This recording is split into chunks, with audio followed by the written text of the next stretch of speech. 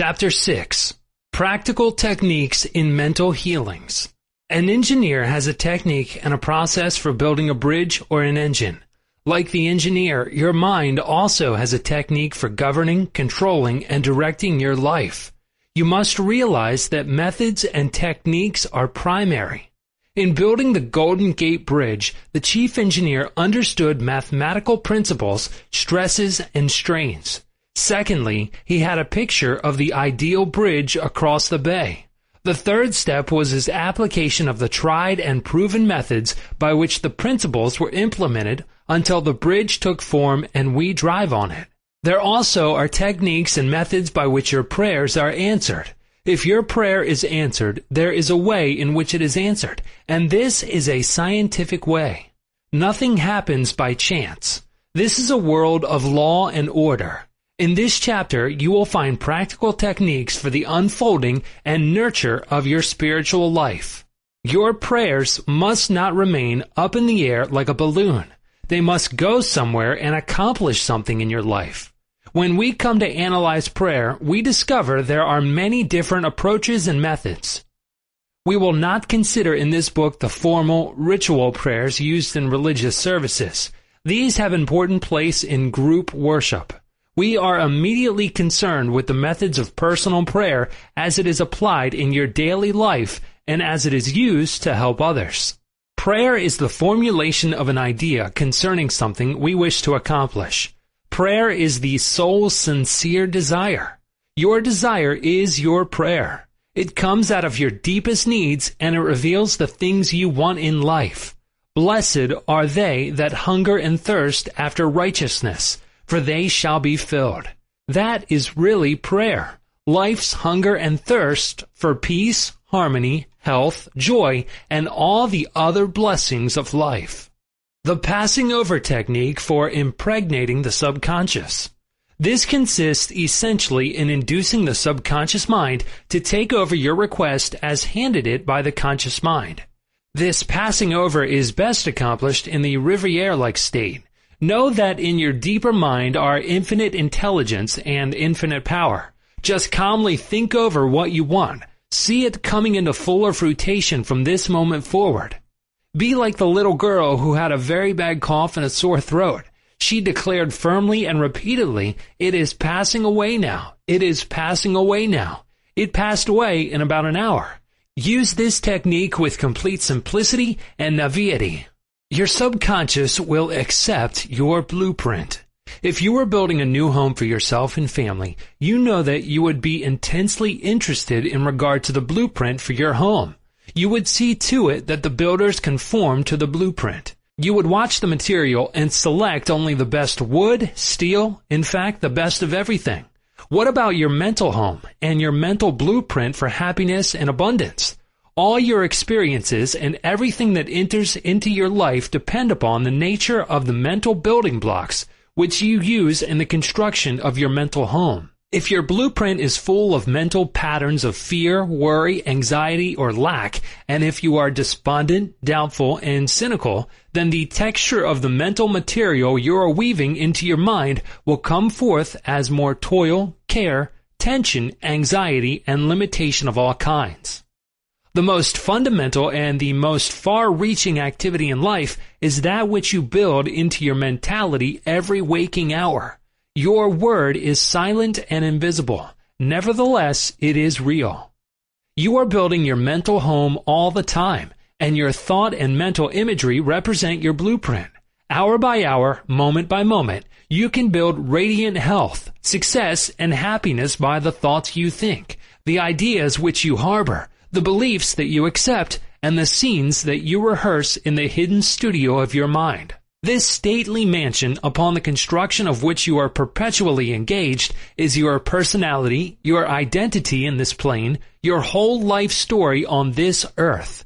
Get a new blueprint, build silently by realizing peace, harmony, joy, and goodwill in the present moment. By dwelling upon these things and claiming them, your subconscious will accept your blueprint and bring all these things to pass. By their fruits ye shall know them. The science and art of true prayer. The term science means knowledge, which is coordinated, arranged, and systematized.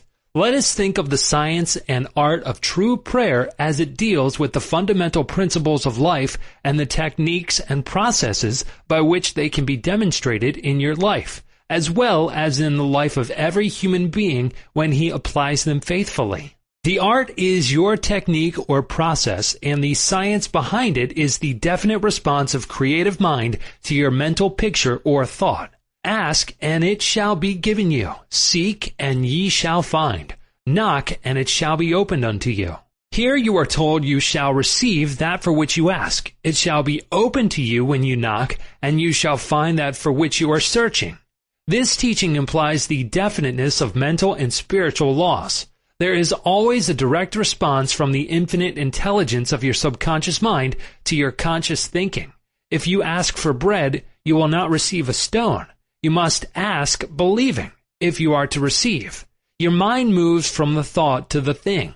Unless there is first an image in the mind, it cannot move, for there would be nothing for it to move toward. Your prayer, which is your mental act, must be accepted as an image in your mind before the power from your subconscious will play upon it and make it productive. You must reach a point of acceptance in your mind, an unqualified and undisputed state of agreement. This contemplation should be accompanied by a feeling of joy and restfulness in foreseeing the certain accomplishment of your desire. The sound basis for the art and science of true prayer is your knowledge and complete confidence that the movement of your conscious mind will gain a definite response from your subconscious mind, which is one with boundless wisdom and infinite power. By following this procedure, your prayers will be answered. The visualization technique. The easiest and most obvious way to formulate an idea is to visualize it, to see it in your mind's eye as vividly as if it were alive. You can see with the naked eye only what already exists in the external world. In a similar way, that which you can visualize in your mind's eye already exists in the invisible realms of your mind. Any picture which you have in your mind is the substance of things hoped for and the evidence of things not seen. What you form in your imagination is as real as any part of your body. The idea and the thought are real and will one day appear in your objective world if you are faithful to your mental image. This process of thinking forms impressions in your mind. These impressions, in turn, become manifested as facts and experiences in your life. The builder visualizes the type of building he wants. He sees it as he desires it to be completed. His imagery and thought processes become a plastic mold from which the building will emerge, a beautiful or an ugly one, a skyscraper or a very low one. His mental imagery is projected as it is drawn on paper. Eventually, the contractor and his workers gather the essential materials, and the building progresses until it stands finished, conforming perfectly to the mental patterns of the architect. I use the visualization technique prior to speaking from the platform. I quiet the wheels of my mind in order that I may present to the subconscious mind my images of thought. Then I picture the entire auditorium and the seats filled with men and women, and each one of them illumined and inspired by the infinite healing presence within each one. I see them as radiant, happy, and free. Having first built up the idea in my imagination, I quietly sustain it there as a mental picture which I imagine I hear men and women saying, "I am healed. I feel wonderful. I've had an instantaneous healing. I'm transformed." I keep this up for about 10 minutes or more, knowing and feeling that each person's mind and body are saturated with love, wholeness, beauty, and perfection. My awareness grows to the point where in my mind I can actually hear the voices of the multitude proclaiming their health and happiness. Then I release the whole picture and go on to the platform. Almost every Sunday some people stop and say that their prayers were answered.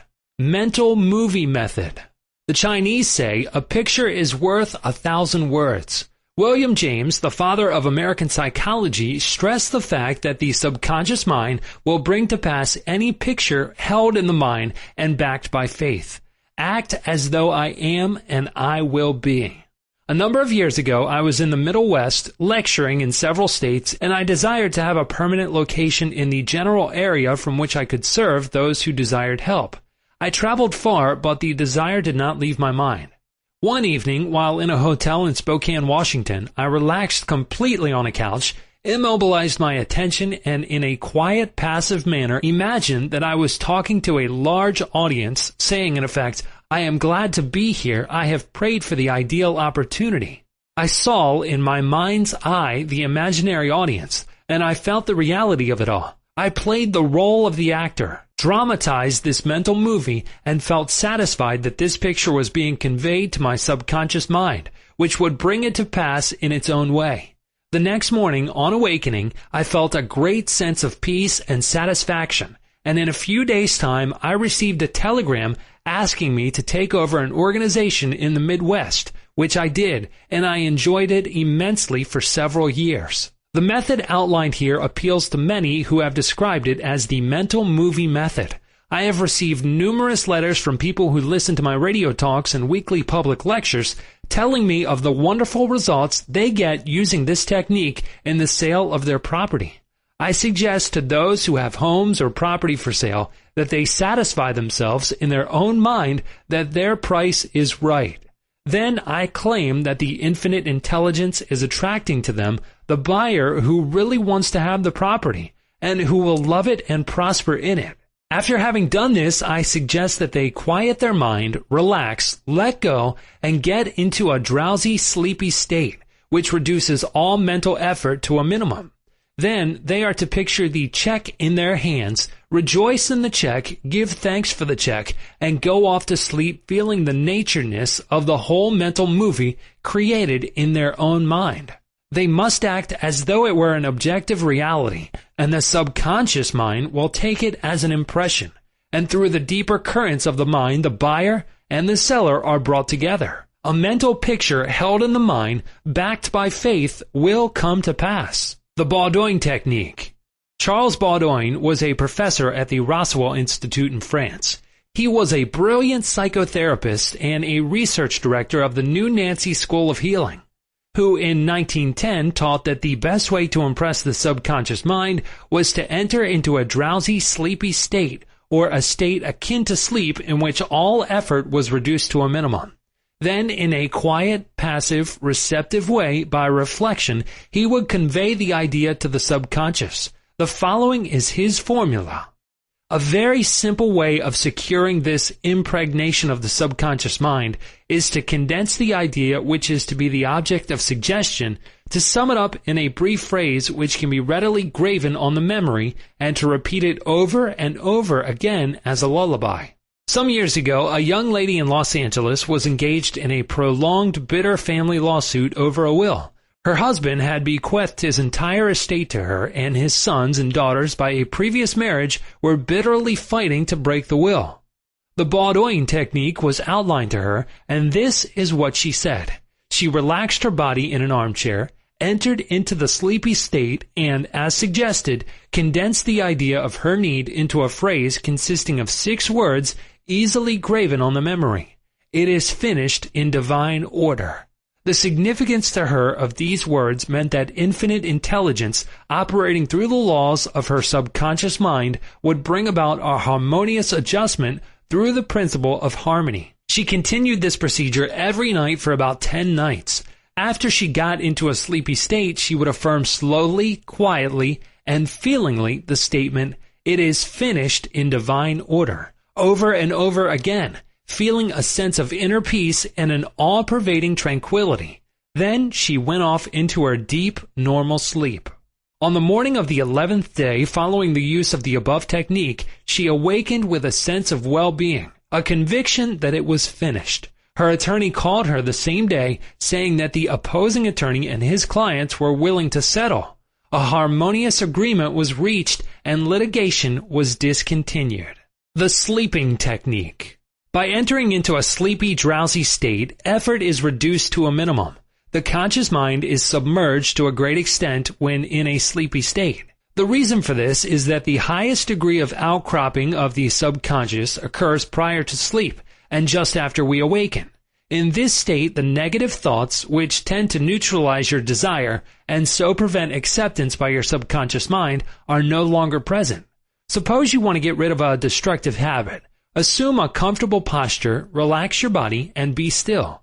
Get into a sleepy state, and in that sleepy state, say quietly over and over again as a lullaby, I am completely free from this habit. Harmony and peace of mind reign supreme. Repeat the above slowly, quietly, and lovingly for 5 or 10 minutes night and morning. Each time you repeat the words, the emotional value becomes greater. When the urge comes to repeat the negative habit, repeat the above formula out loud by yourself. By this means you induce the subconscious to accept the idea, and a healing follows. The thank you technique. In the Bible, Paul recommends that we make known our request with praise and thanksgiving. Some extraordinary results follow this simple method of prayer. The thankful heart is always close to the creative forces of the universe, causing countless blessings to flow toward it by the law of reciprocal relationship based on a cosmic law of action and reaction. For instance, a father promises his son a car for graduation. The boy has not yet received the car, but he is very thankful and happy, and is as joyous as though he had actually received the car. He knows his father will fulfill his promise, and he is full of gratitude and joy even though he has not received the car, objectively speaking. He has, however, received it with joy and thankfulness in his mind. I shall illustrate how Mr. Broke applied this technique with excellent results. He said, bills are piling up. I am out of work. I have 3 children and no money. What shall I do? Regularly, every night and morning for a period of about 3 weeks, he repeated the words, thank you, Father, for my wealth, in a relaxed, peaceful manner until the feeling or mood of thankfulness dominated his mind. He imagined he was addressing the infinite power and intelligence within him, knowing, of course, that he could not see the creative intelligence or infinite mind. He was seeing with the inner eye of spiritual perception, realizing that his thought image of wealth was the first cause relative to the money, position, and food he needed. His thought feeling was the substance of wealth, untrammeled by antecedent conditions of any kind. By repeating thank you, Father, over and over again, his mind and heart were lifted up to the point of acceptance, and when fear, thoughts of lack, poverty, and distress came into his mind, he would say, thank you, Father, as often as necessary. He knew that as he kept up the thankful attitude, he would recondition his mind to the idea of wealth, which is what happened. The sequel to his prayer is very interesting. After praying in the above-mentioned manner, he met a former employer of his on the street whom had not seen him for 20 years. The man offered him a very lucrative position and advanced him $500 on a temporary loan. Today, Mr. Broke is vice president of the company for which he works. His recent remark to me was, I shall never forget the wonders of thank you, Father. It has worked wonders for me. The affirmative method. The effectiveness of an affirmation is determined largely by your understanding of the truth and the meaning back of the words. In praying, use not vain repetition. Therefore, the power of your affirmation lies in the intelligent application of definite and specific positives. For example, a boy adds 3 and 3 and puts down 7 on the blackboard. The teacher affirms with mathematical certainty that 3 and 3 are 6. Therefore, the boy changes his figures accordingly. The teacher's statement did not make 3 and 3 equal 6 because the latter was already a mathematical truth. The mathematical truth caused the boy to rearrange the figures on the blackboard. It is abnormal to be sick. It is normal to be healthy. Health is the truth of your being. When you affirm health, harmony, and peace for yourself or another, and when you realize these are universal principles of your own being, you will rearrange the negative patterns of your subconscious mind based on your faith and understanding of that which you affirm. The result of the affirmative process of prayer depends on your conforming to the principles of life, regardless of appearances. Consider for a moment that there is a principle of mathematics and none of error. There is a principle of truth, but none of dishonesty. There is a principle of intelligence, but none of ignorance. There is a principle of harmony and none of discord. There is a principle of health, but none of disease, and there is a principle of abundance, but none of poverty. The affirmative method was chosen by the author for use on his sister, who was to be operated on for the removal of gallstones in a hospital in England. The condition described was based on the diagnosis of hospital tests and the usual X-ray procedures. She asked me to pray for her. We were separated geographically about 6,500 miles, but there is no time or space in the mind principle. Infinite mind or intelligence is present in its entirety at every point simultaneously. I withdrew all thought from the contemplation of symptoms and from the corporeal personality altogether. I affirmed as follows: this prayer is for my sister Catherine. She is relaxed and at peace, poised, balanced, serene, and calm. The healing intelligence of her subconscious mind, which created her body, is now transforming every cell, nerve, tissue, muscle, and bone of her being according to the perfect pattern of all organs lodged in her subconscious mind. Silently, quietly, all distorted thought patterns in her subconscious mind are removed and dissolved, and the vitality, wholeness, and beauty of the life principle are made manifest in every atom of her being. She is now open and receptive to the healing currents, which are flowing through her like a river, restoring her to perfect health, harmony, and peace. All distortions and ugly images are now washed away by the infinite ocean of love and peace flowing through her, and it is so. I affirm the above several times a day, and at the end of 2 weeks my sister had an examination, which showed a remarkable healing, and the X-ray proved negative. To affirm is to state that it is so, and as you maintain this attitude of mind as true, regardless of all evidence to the contrary, you will receive an answer to your prayer. Your thought can only affirm, for even if you deny something, you are actually affirming the presence of what you deny.